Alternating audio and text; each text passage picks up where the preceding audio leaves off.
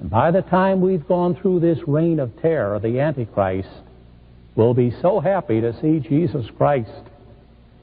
We'll welcome him when he comes with open arms, because he'll be the only one in his second coming who can save us from the Antichrist.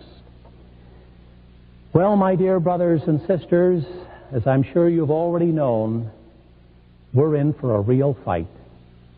We're in for the fight of our lives. The most bitter, the most ferocious the world has ever known. And I'm sure if you're out there fighting for life, fighting for our schools, fighting for our liturgy, you've already experienced how ferocious that fight can be. This is why it's so important we be in the state of sanctifying grace. We be right with God and be on his side, because if we're in mortal sin, we are on the side of Satan. This is why the Antichrist wants to take the Mass away from us. This is why he wants to deprive us of the real presence, because he knows our greatest strength is in Holy Communion.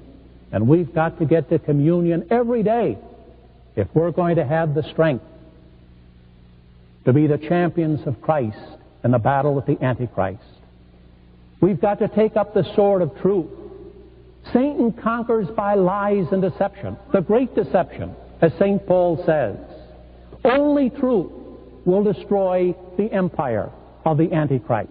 We cannot stop it. It is inevitable, but we can delay it for the sake of our children and our grandchildren.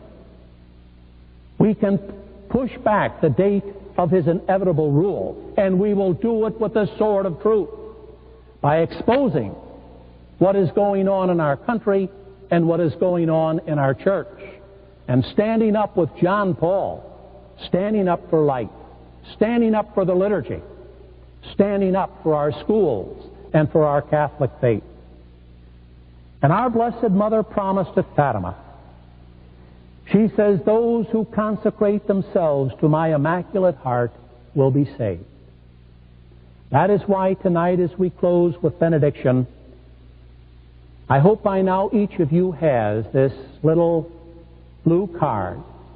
And we're going to reconsecrate ourselves and our children, our country, and all we love to our dear Blessed Mother.